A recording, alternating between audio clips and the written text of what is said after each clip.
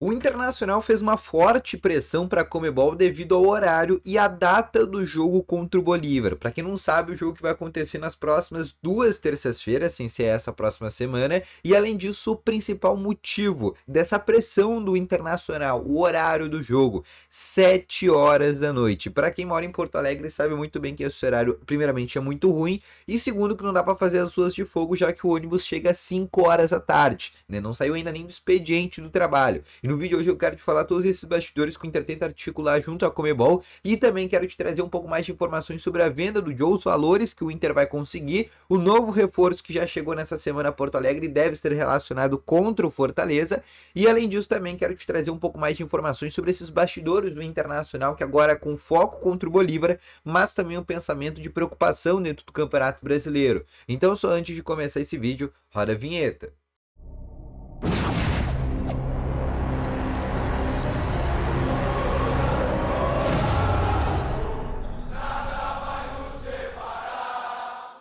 Boa noite, Colorado, sejam muito bem-vindos aqui a mais um vídeo no canal, e no vídeo de hoje eu quero te trazer mais informações aqui sobre o Internacional. E só antes de começar esse vídeo, eu peço já para te deixar o teu gostei, te inscrever nesse canal e ativar também o sininho de notificações. Além disso, quero te falar também que no primeiro link na descrição ou no teu navegador tem a Betano, que é a maior casa de apostas do Brasil, que patrocina a Copa do Brasil, o Campeonato Brasileiro, e além disso tudo, utilizando o cupom canal TN, tu ganha um bônus de até R$500 no teu primeiro depósito. E se tu colocar no mínimo R$50, tu ganha mais 50 em apostas grátis. Então não perde tempo e aposta agora mesmo na Betano, tá bom? Vamos começando então aqui com as informações do Inter. Eu quero começar exatamente falando o Inter que não treinou esse domingo, em função, obviamente, dos dias dos pais. Mas amanhã, na segunda-feira pela manhã, o Inter já volta a treinar e já volta essa preparação para o jogo do próximo sábado contra a equipe do Fortaleza, que é um jogo, entre aspas, de dois times que brigam ali por uma parte muito parecida da tabela, que é uma zona de G8 para pegar uma vaga para Libertadores. Muito difícil o Inter chegar numa sexta colocação, uma quinta, uma quarta, porque o Inter teria que fazer cerca de 60, um pouco mais de 60 pontos. E isso daria basicamente cerca de 13 vitórias em 19 jogos para o Inter. Acho muito complicado o Inter fazer 13 vitórias no segundo turno, ainda com a cabeça dentro da Libertadores. E até por isso, né, a tendência é que o Inter venha aí conseguir uma oitava, nona colocação no Campeonato Brasileiro dessa temporada.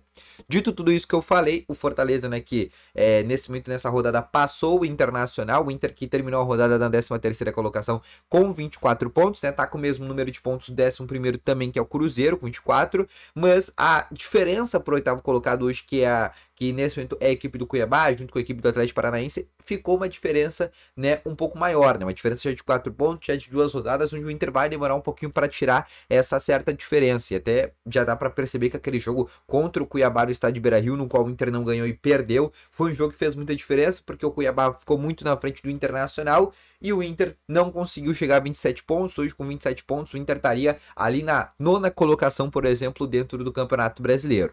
Além disso, quero te trazer um pouco mais de informações para o jogo do Fortaleza. O Inter não terá Gabriel Mercado, que levou o 3º cartão amarelo. Carlos DPN e Johnny retornam. A tendência que o técnico Eduardo Cudê poupe alguns jogadores. Mas eu quero te falar exatamente sobre essa pressão externa que o Internacional fez para a Conmebol. A Conmebol, primeiramente, fez uma série de coisas que foi ruim para o Internacional. Primeiro, os 2 jogos contra o Bolívar vai ser uma terça-feira. Todo mundo sabe que a terça-feira nem sempre é a melhor data de jogo, porque tu acaba de sair do Campeonato Brasileiro de um sábado ou de um domingo. E ainda mais para o Inter, que vai ter uma viagem para La Paz. Segunda coisa, transmissão apenas para Paramount Plus. Não vai ter transmissão da ESPN e não vai ter transmissão da Globo. Ou seja, o Inter ficou meio que secundário nessas quartas de finais. Até um Racing Atlético Nacional vai ter transmissão da ESPN e o Inter contra o Bolívar não vai ter. Só para vocês terem uma ideia. Além disso tudo, o Internacional também foi muito prejudicado na questão do horário do jogo, principalmente aqui no estádio Beira-Rio. Lá em La Paz não é tanta importância, mas dentro do estádio Beira-Rio, o jogo às 7 horas da noite, todo mundo já passou por essa situação no jogo contra o Nacional no estádio Beira-Rio, na primeira fase da Libertadores. Foi um horário onde, primeiramente, chegou muitas pessoas na hora do jogo, teve assim, ó, o jogo começou, né, com cerca de 32, 33 mil pessoas, e o jogo terminou com mais de 37 mil. Então teve muita gente que chegou durante a bola rolando. Isso é muito ruim, principalmente porque todo mundo, a maioria deve sair às 6 horas do trabalho, vai pegar um baita do congestionamento ou na Padre Cacique, em função, então vai ser uma baita de uma tranqueira, né? Inclusive, se tu não trabalha nesse dia, eu recomendo até chegar antes desse horário. Mas além disso, não dá para fazer ruas de fogo, porque vai estar de dia quando o ônibus do Inter chegar. Vai ser um ônibus ali que vai chegar por volta das 5 horas, 5h30 meia da tarde e vai estar dia. Não vai ficar bonito fazer ruas de fogo nesse horário. Então o Inter fez uma certa pressão para a Conmebol. Obviamente essa data não vai poder ser alterada, nem a data e nem o horário do jogo. Nem o melhor horário seria às 9h30 da noite, que daí dá para sair do trabalho, dá para ir tranquilo pro jogo, dá até para, dependendo, passar em casa, dependendo de onde tu mora. Mas não vai ser o que vai acontecer. Talvez para semifinal isso possa ser mudado, caso o Inter avance contra o Bolívar. Mas nesse momento o Inter tentou fazer de tudo ali nos bastidores, né? Tentou fazer uma pressão externa para a Conmebol, mas acabou não dando certo. O Inter também fez uma pressão em função daquele pênalti contra o River Plate do Fabrício Busto. Todo mundo viu que foi pênalti e o Inter já começou a trazer, né, uma certa pressão, porque todo mundo sabe, né, que até nessa fase, até faz mais sentido a Conmebol querer o Inter na semifinal, mas no outro lado tem o Olímpia, né? A Conmebol tá no Paraguai, então o Inter já começou a fazer um certo de pressão também dentro da Conmebol, perguntando, né, porque não saiu áudio do VAR da questão do Fabrício Busto. Saiu áudio, por exemplo, de outras questões dos 2 toques do River Plate, mas não saiu áudio do VAR no pênalti do Fabrício Busto. Foi algumas coisas que a gente consegue perceber que, certo, uma causa estranheza, e o Inter tá tentando ficar assim nos bastidores um pouco mais atento. Além disso, também quero te falar aqui sobre a situação rapidamente do goleiro John, né, que foi pro Real Valladolid da Espanha, vai jogar a segunda divisão da La Liga. O Inter, antes de vender o jogador, né, liberar o atleta, o Inter exigiu que ganhasse alguma taxa de vitrine desse negócio junto ao Santos, e o Inter vai conseguir cerca de 2 milhões de reais dessa negociação e ainda vai ficar com 15% dos direitos econômicos do jogador em caso de uma futura venda.